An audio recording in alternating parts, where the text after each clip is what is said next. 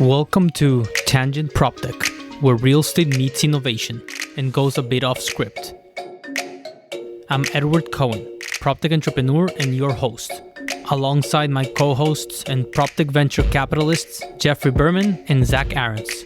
On this show, we bring on a guest who's shaping the future of real estate. We dive into housing innovation, climate tech, the future of work, and everything transforming our buildings and cities. And of course, we go on some tangents. If you work in real estate, PropTech, development, or if you're just obsessed with making buildings and cities better, this show is for you. Because sometimes the best real estate ideas start with a tangent. Hi, I'm Edward Cohen. Welcome to Tangent. Good morning, good evening, good afternoon, wherever you are. This is Jeffrey Berman. We have Zach Aarons here too. And I just want to jump the gun and introduce Zach Aarons because I love him so much. Thank you for introducing me, Jeff. I don't need to introduce myself anymore. Today on Tangent, we have David Esber, co-founder of Enviz. Bring your 3D models and floor plans to life in immersive extended reality. Hi, David. Where does this podcast find you? Hey guys, good evening. Finds me in Sydney, Australia. Bloody hell. Now, Zach and I find ourselves in New York, the only place that is proving yet again that the only thing that can destroy New York is New York itself. Before we jump into Enviz and all the exciting stuff you're doing, talk about like the differences between extended reality, augmented and virtual reality. I've also heard mixed reality. We're going to be talking about 3D models. We're going to be talking about bringing real estate spaces to life today for developers, for tenants, for users. But let's just clarify, a couple of concepts here between extended reality, virtual, and augmented reality. Yeah, cool. This is like one of those trick questions, like, can you define the metaverse? But basically, I think the universal view of it is VR is when you're completely gone and you are in a completely different world. So everywhere you look around you, you're seeing what is being shown to you. Mixed reality or extended reality is XR is kind of a collective term for everything, but mixed reality or augmented reality is when you overlay something that doesn't exist over the real world. So whether that's over a camera feed or through wearable glasses or over just looking at a screen or something like that. Okay, good for those in the audience and myself that weren't sure about the differences. Now I know mixed reality and extended are the same. So, David, tell us quickly what Enviz does and about your path to getting here, because you were in real estate development before. So, tell us about the gaps that you saw that eventually led to co-founding Enviz. Yeah, sure. So I used to develop and build residential. And one thing that you notice time and time again, whether it's the subbies on site, or the people you're selling to, or the clients, it's really difficult to understand what a space is going to look like from plans alone. And every time we were building, once you get the framing walls up and you step into it, you start identifying things that you do differently. And that's because no one really understands what a space is going to look like until you step inside it. So we could see that there were a few different solutions coming out for how to address this. And we were big fans of virtual reality. We were, playing a lot of games and we had the first Oculuses and things like that. And we thought this would be a really good application for it. So we originally started a location-based service where we worked with homebuilders to bring their designs to life.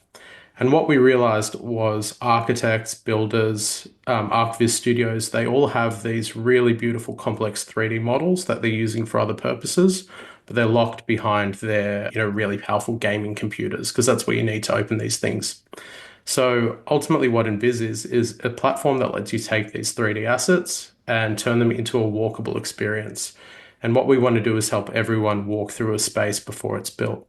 And that's really useful when you're buying a home or trying to sell something pre-construction, but even when you're in the design and construction phase and getting that design process done really quickly. Do you need a base set of plans to start? And the reason I'm asking is my wife and I are actually about to go through this. And I'm going to put a big post on LinkedIn when we launch this episode, asking essentially like calling for like an RFP. I want to use something like this. But what I've found so far is that these tools tend to be incredibly complicated. So if you could explain at what point do your customers tend to become active and what input they need In other words, do they need a set of base plans? What do they need in order to get full use out of Enviz's product? Our customers are typically the 3D designer. So it's your architect or your interior designer.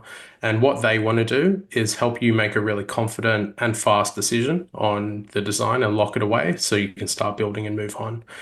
So typically we are introduced to the client through the architect. You mentioned, what do we need? Plans. What we need is actually a 3D model. So we don't do any of the creation work. We're just the platform that takes the 3D model, we optimize it, and we turn it into a real-time experience and distribute it to every different device so that you can view it with a bunch of different viewing modes. The architects you're working with, are they the ones that are typically building those 3D models? I'm trying to understand the inputs. Absolutely. So you may have heard of software like Revit or SketchUp. Typically, an architect will create a 3D model for their own purpose, but also that's how they cut the plans from it. So the way things have trended is, instead of every time you want to make a change, updating plans in 2D, you're updating the model and it generates the plans for you. So most architects are already working in 3D, and they have, there's maybe 5 or 6 different software that they would typically use. So pretty much almost any of the major architectural software, the assets that the architect's already creating on your job, is what they upload onto our platform. What are you doing at your home? Well, we're buying a place and we're going to live in it for a bit because we don't know what the space is supposed to be yet, but we want to start designing it. We're probably not going to start for 2 years. And I want to start thinking through conceptually what the space could look like, because it's very funky. It's like Zach Aaron's level of funk. And if you don't know what that means, you don't know Zach Aaron's. It's Zach, like, I can't wait to show you the plans for this thing. You're going to be like, what? I should move there. And yes, you should. There's a room for you, Zach, always. I live in a very standard home. And it drives you crazy. It drives you crazy. You've never accepted an invitation to come over. Because it's so standard. I can't do that. I can't do that with you. It's the Uptown Funk. David, so Jeff and a bunch of people out there are wondering what their space will look like. However, I argue that, I was fortunate enough to get an Enviz demo a few months ago. The sensation that it gave me is that you can also provide what a space will feel like. Tell us more about that, and why is that still so hard to answer in 2025 for a lot of architects and developers out there? Yeah, the truth is it's really difficult to understand when you're just looking in 2D, or even when you're looking on a computer screen and flying through a model. What a space will feel like and how you'll connect to it's really, really difficult to achieve until you step inside it. And so there's a bunch of reasons why people don't really understand that feeling, but it comes down to so many different things. And every person's different as well in how they connect to a space. So what we're trying to do is pretty much let you walk through it as though it's already existed. And we've built a lot of our UI and the experience of using our app to make it feel like you're walking through a real property and viewing it on all different angles. And you don't even need the headset, right? I mean, the headset, you get the complete extended reality in your face, but in this case, you can also do it with any device. Yeah, for sure. I mean, everyone's got a bit of a COVID story. We were originally a VR company, so literally just headsets, and then COVID came around and no one wanted to put a headset on. And that forced us to utilize different devices like an iPad or a phone or even a web browser. And it ended up being a really good move for us, because what we're seeing is that the vast majority of users are using just their phone, using like AR mode or even a web browser. So yeah, absolutely, you don't need a headset. And a lot of people just don't want to put one on. They don't want to ruin their hair or makeup, especially if they're buying $100 million apartment.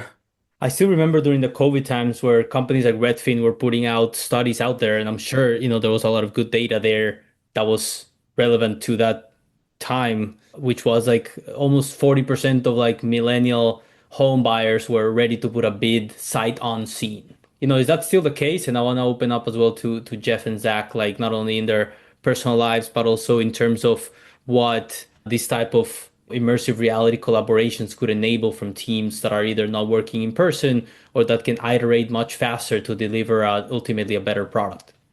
Yeah, I mean, I think the augmented reality space is quietly heating up substantially. You have these Meta Ray-Ban glasses. Those are quietly proliferating around the world. People don't realize it because they don't make you look like a glass hole like the Google Glass did. They're just regular Ray-Bans, so you can't even tell if somebody's wearing them.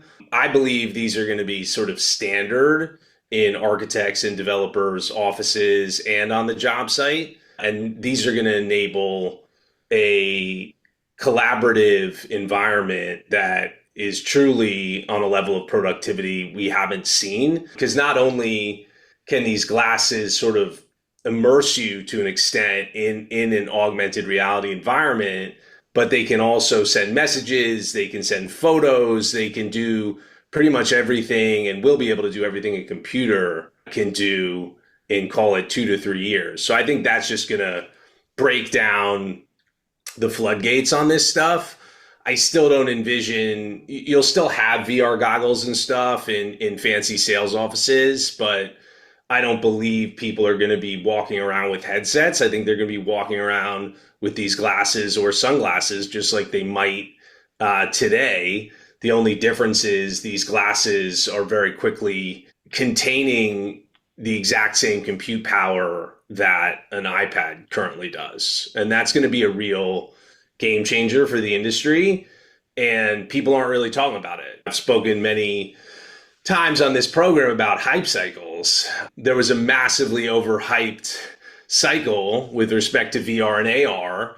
And then when adoption didn't follow the hype, there was an inevitable massive backlash with a lot of prognosticators claiming this is never going to proliferate, this will never disseminate, this is going to be niche forever.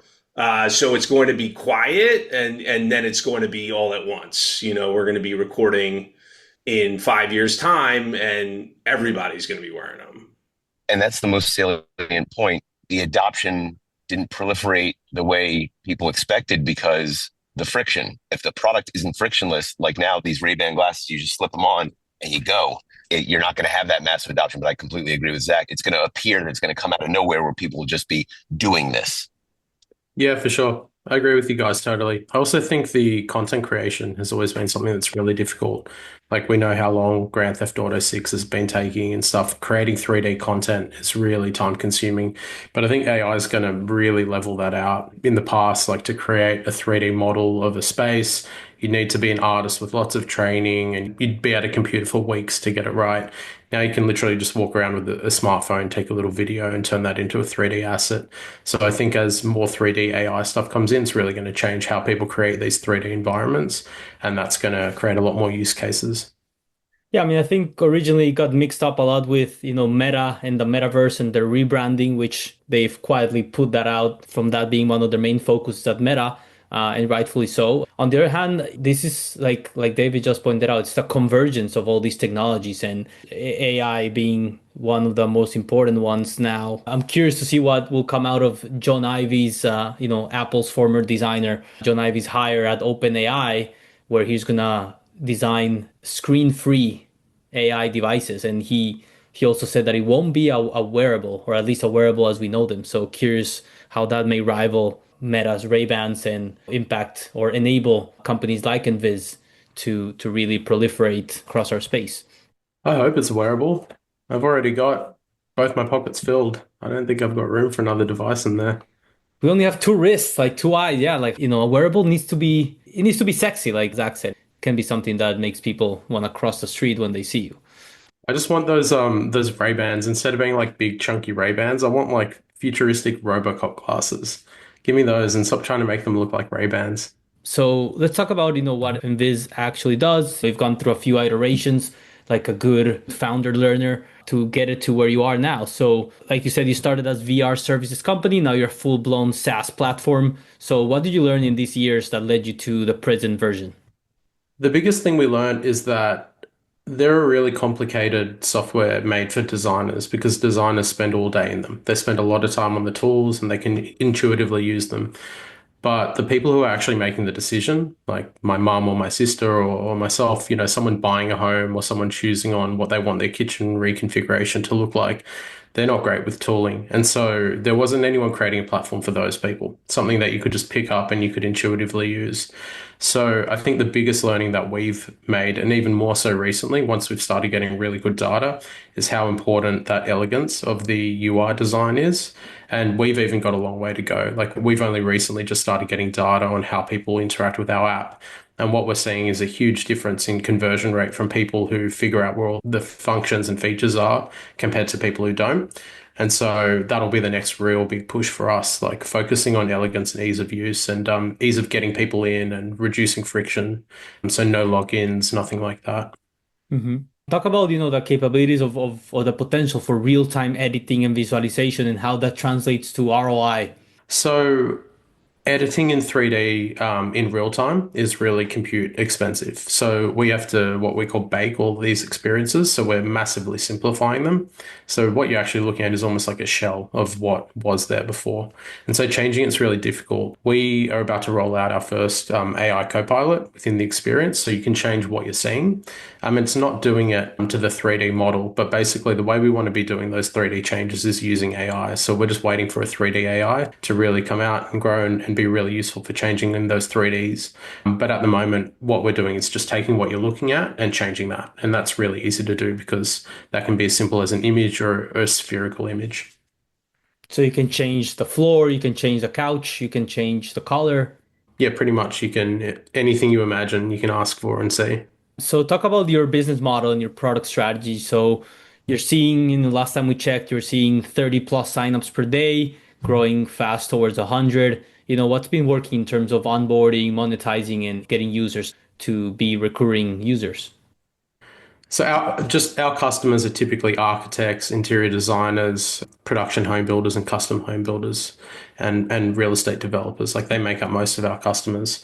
And so the biggest challenge for us is finding people who are ready to be using it at scale. We have a freemium model, as you mentioned, but what we do is from those free trials, there's people who convert organically.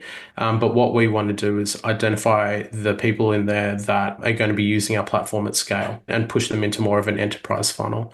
So identifying who it is, reaching out to them and giving them the support, because even though we've made our platform as simple as possible, it is still quite complex to understand how to integrate this into your business and how to roll it out, how to start using it with your clients.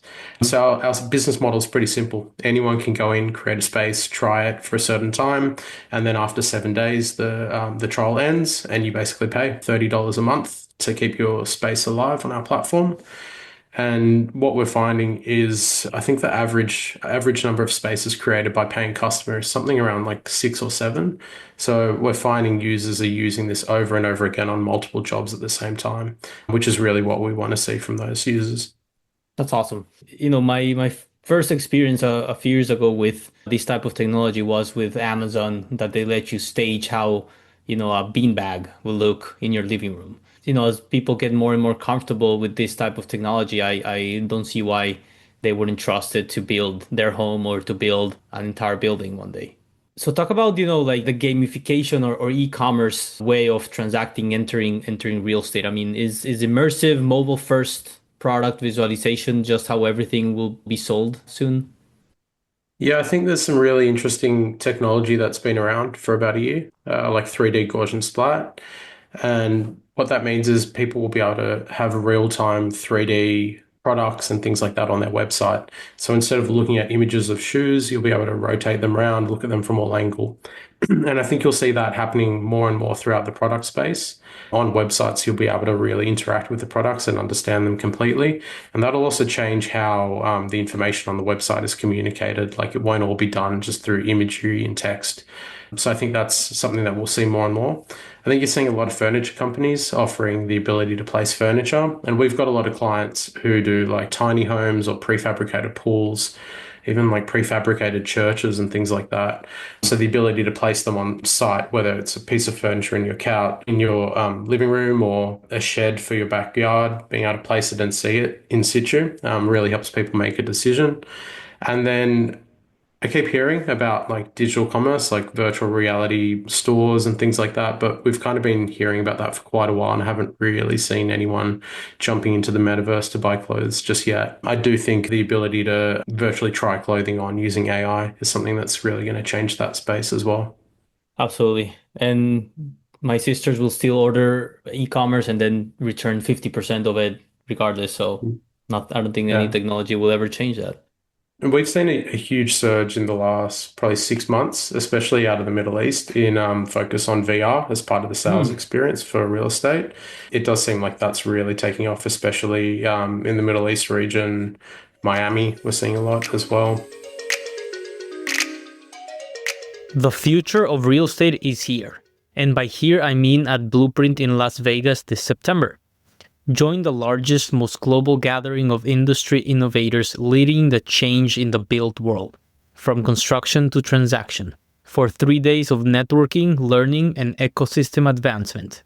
With trillions of dollars of assets and the best global innovators under one roof, the future of the built world happens here at Blueprint. Blueprint 2025 takes place at the Venetian Las Vegas from September 16th to the 18th. Tangent listeners save $300 on your all-access pass by visiting blueprintvegas.com/tangent. That's blueprintvegas.com/tangent for a $300 discount for your Blueprint all-access pass. See y'all there. Do you think this is a function of the cost associated with producing the type of collaterals necessary to make this actually viable? Are more affordable developers not using it because the cost associated is too high to make it really photorealistic or IRL realistic? Can you speak to that? Yeah, for sure. Yeah, there's a cost, and like you said, it's a cost on top of what they're already doing. In some regions, they're just selling the real estate as fast as they can develop it, so they don't feel the need to do anything like that. But in markets where there's more competition, I think a lot of developers and marketing agents are seeing a need to stand out and offer a premium service, especially in the US. It's all about providing a really amazing experience through the sales process. And so I think what we're just saying is there's a reduction in cost, obviously, and Viz has come about, and a bunch of other studios have started offering kind of in situ VR experiences as well. But also the visualization space in general, like renders and fly through videos and stuff, has become a lot more affordable and accessible, even for kind of high end work. And then the last thing is, like I mentioned, the need to differentiate. There's a lot of development happening, and people want to create that incredible experience for the buyers. Would you argue that places like South Florida nowadays that it's turned into the real estate market shifted to a buyer's market? There's an even more need for differentiation to move their product. Yeah, I think anything you can do to, especially in those kinds of markets, to create trust with your buyer is going to be really helpful. When they can choose between a bunch of different developers and there's uncertainty on timeframes and things like that for development, creating something tangible that they can, they feel like it's right there and it's going to happen and they understand exactly what they're going to be buying only helps move them closer to a yes. Yeah, because from like scenarios perspective in like the life cycle of a project for pre-development sales where like there's literally nothing. It's just like trust me, bro, here are some images and we've developed some cool stuff in the past. But in this case, you can immerse them in how they will actually how the project will be, right? And now hopefully delivering that, as close to expectation as possible. But it seems like the pre-development phase, but then also when you have buyers that are either not nearby or that are from overseas, then that's the other scenario where like this kind of experience of buying will be more valuable.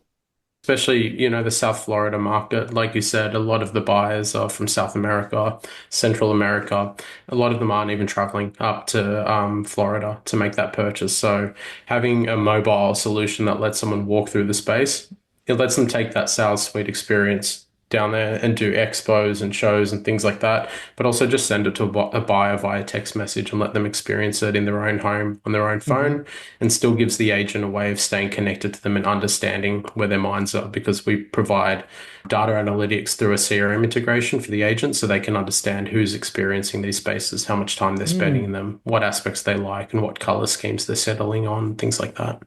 the data that is coming out of these experiences can not only given to the developers themselves, but also to the agents ultimately on, oh, next tour, you should maybe not focus on the bathrooms at all. Yeah, it's really interesting actually. I don't think I've ever seen a rendered image of a laundry, but that's one of the hottest areas. Like we can see hotspots of where people are spending their time, and the laundry is somewhere that people go to, and they want to understand what that looks like. That's Jeff's And just favorite room. What are you talking about? Favorite room in the house? Yeah, aside from the gym and the tanning room, obvi. From a venture backability perspective, we'll talk about the cost. You have the tokens depending, but that's, also based on how many designs people are creating. So if they create more designs, then you incur in more tokens cost. But overall, it seems like a SaaS model that is quite scalable. yeah, for sure. Pretty much when someone creates one of these spaces, in the past, we had a team of 3D artists converting it into a VR experience, and that we had to build a lot of tooling to automate that and take it from something that originally was something like an 8-week process. We got that down to about 8-day process, and then we turned that into a fully automated pipeline. So now we don't have to touch these assets. Basically, someone uploads their 3D model, it goes through our cloud computing, and then they get a confirmation email a couple of hours later with their access codes and things like that. All of our billing is online, and we've got our customer portal for people to go in and make changes and things like that. So we've had to build a lot of infrastructure to make it as scalable as it is now. But ultimately, that's what's made us able to onboard a lot of clients. But not just that, the old business model, it just was untenable for, like a large architecture firm with thousands of architects was never going to use a service where they had to send a model via an email Dropbox and wait 5 days for something to be converted. So now it lets people in real time make some changes on their computer, upload it, jump in and even meet within the model, walk around together. It's ultimately pretty scalable because it's a straight software play, and our costs are not significant for that rendering. What I'm about to say is probably totally obvious, but your customer is the architecture firm, right? In general. Yeah. In general, it's the architecture firm or the architects within the building companies. Ultimately, like Jeff, you need to know what the design looks like, but what the architect is trying to do is have a tool to communicate that to you. And what they want is for you to make a really quick decision and a confident decision and be happy at the end because, most people today haven't been. So it's going to be table stakes. And I'm curious if this is part of your sales pitch where you're saying like, look, you need to be able to continue on with the project in a confident manner. This is the tool or something like this that gives you or gives your client the confidence to continue on. I'm curious, how is the product selling and what kind of competition are you seeing in the market? When you go to sell to an architecture firm, is it, hey, great, David, Enviz seems really great. We're evaluating a number of competitive products and we'll reach out? Or is it, no, our customers don't want or need this yet? Where are we? Are we early innings? Are we where people have realized, no, this is going to be table stakes for the future of development?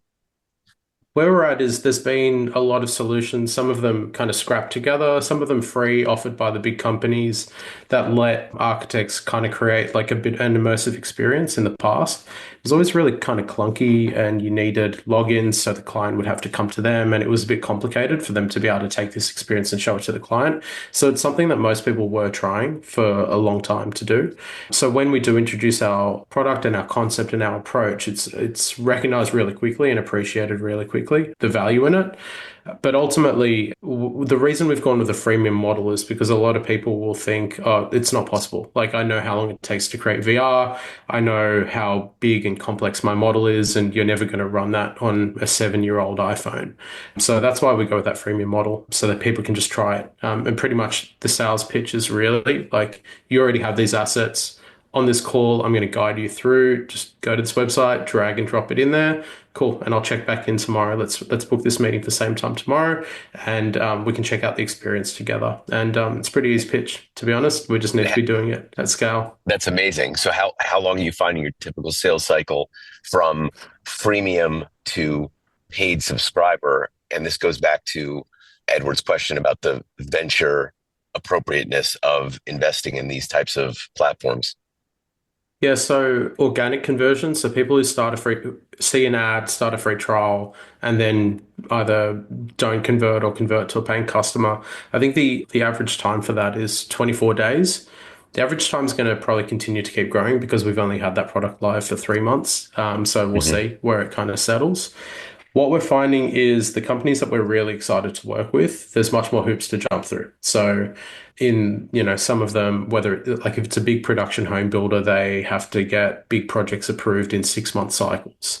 Or if it's a really big architecture firm, they need something to be approved by like the security and data storage team and things like that. So it can actually really blow that sales cycle out. So we've got a very small team. Most of the sales are founder led, but we do have two salespeople. And what I try to identify with the team is a few key criteria. So the first is like the ability to move quickly for the client. If it's like a big education department and they get things approved every 6 months, then it's going to be a long sales process. You need to have an internal advocate. And that can't just be a marketing manager. It needs to be someone who can kind of understand the tech and push it within the organization.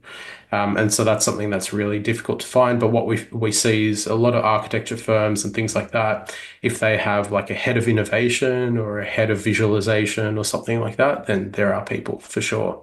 And then the last is they need to have the capability. So they need to be working in 3D and using some of the typical SketchUp or Revit or something like that. A lot of home builders will be outsourcing that. And while it's easy to get an introduction to the companies, it can always be complex and slow because occasionally they might see us as a competitor to their services. When we look for that criteria and we can get into a meeting with them and get a demo, we're usually converting them. And I would say the larger companies, they can take roughly 1 to 2 months to convert, but they might be buying, say, a 100, like a pre-committing to a 100 spaces or 10 spaces to get a discount. Great. Talk about, what comes next. What's your vision for how real estate gets designed, gets built, gets purchased, experienced in the next 5, 10 years? Yeah, look, our vision is that everyone should be able to walk through a space, like walk through their future home before they buy it or build it or design it or anything like that. We want everyone to have that experience.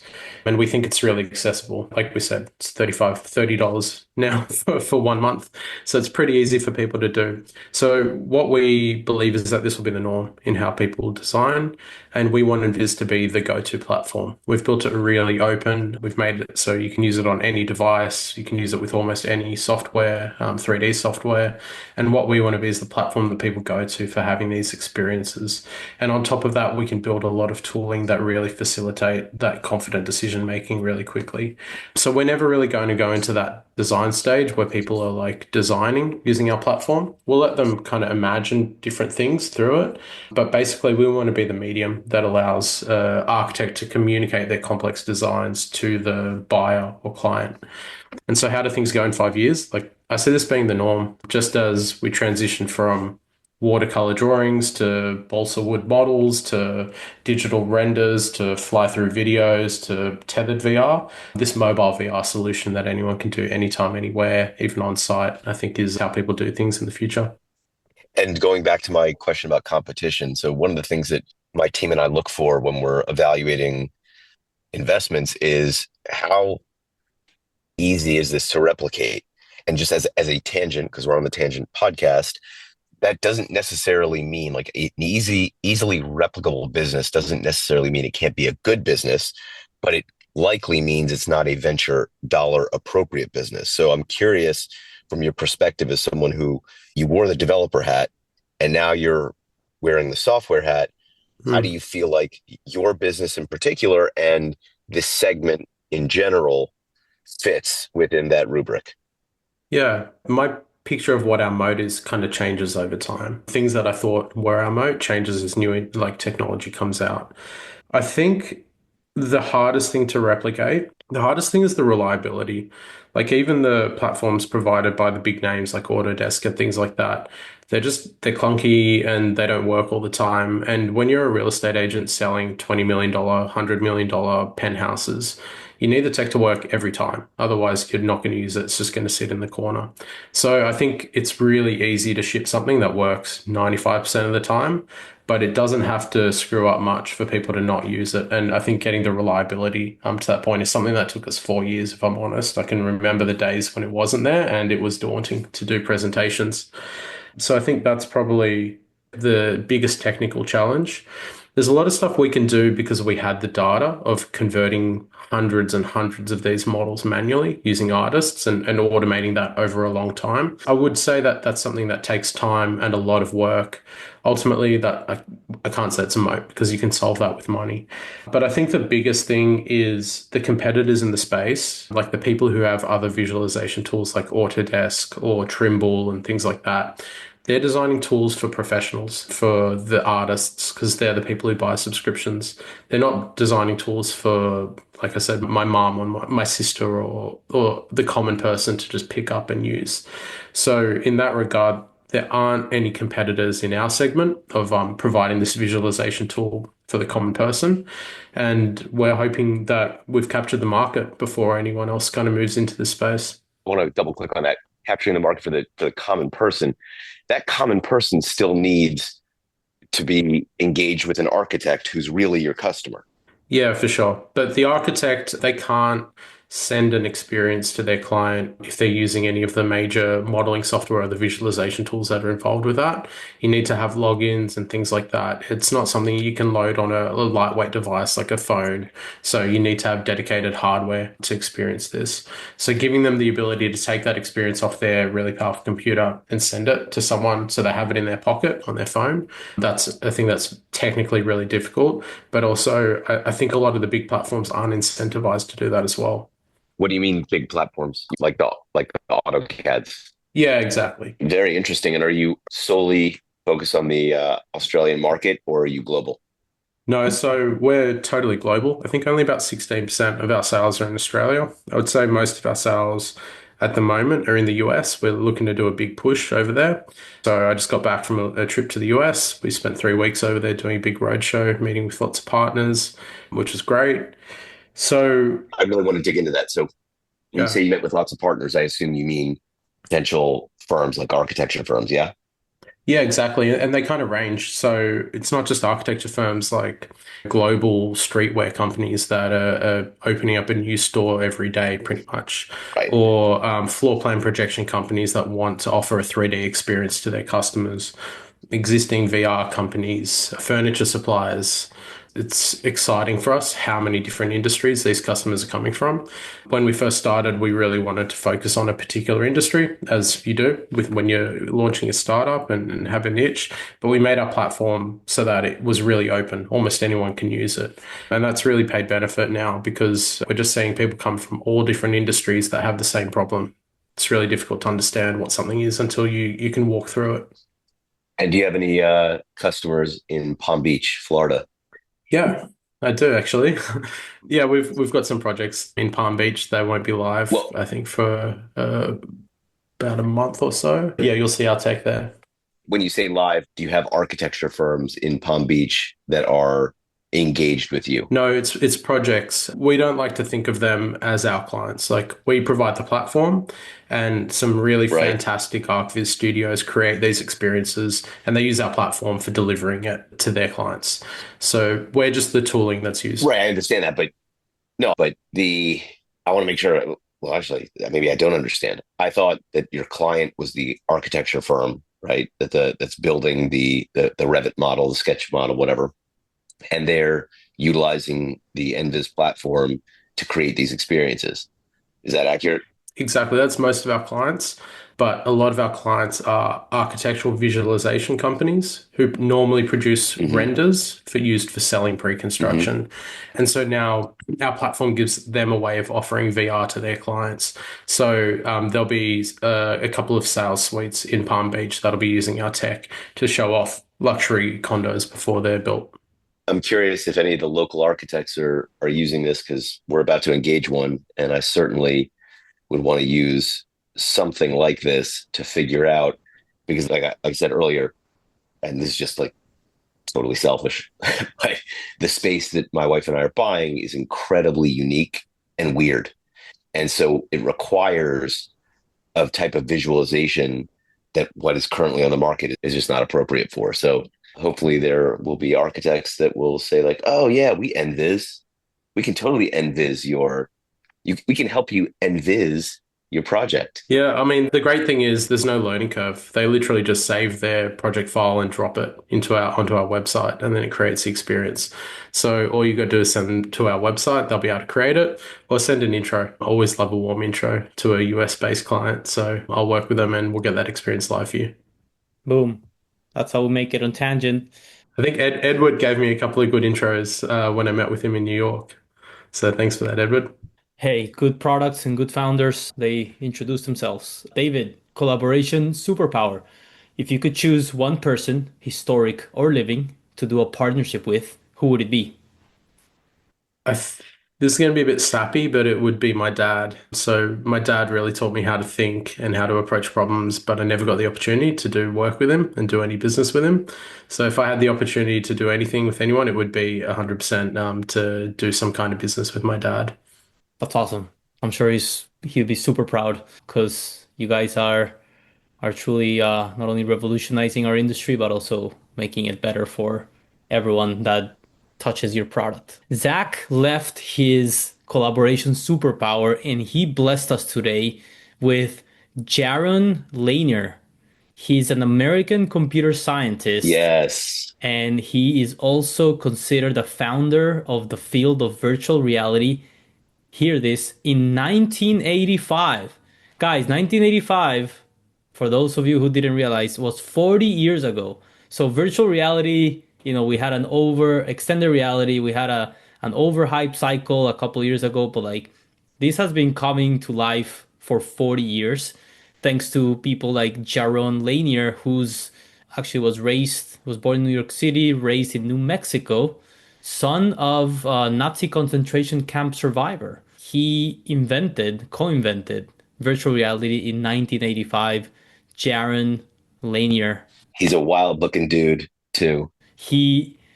I was going to say, I think Jeffrey Berman's 2010 style was inspired in Jaron or vice versa. Indeed. David, this was really enjoyable. Thank you for joining us. David, where can Tangent listeners and real estate developers and architects and designers learn more about Enviz and connect with you?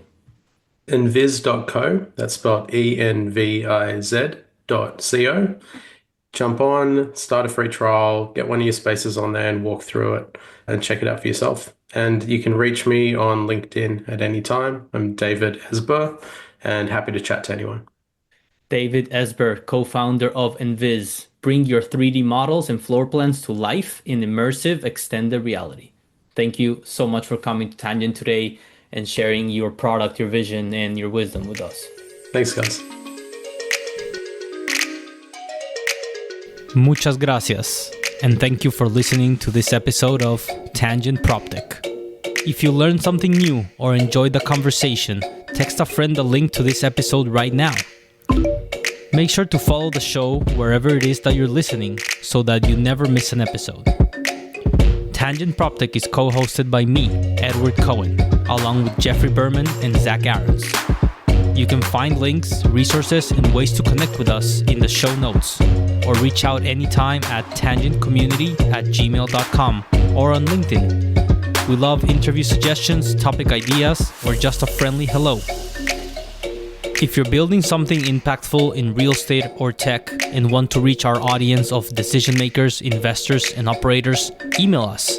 Again, that's tangentcommunity@gmail.com. We'll catch you next time. And remember, the best PropTech ideas usually start with a tangent.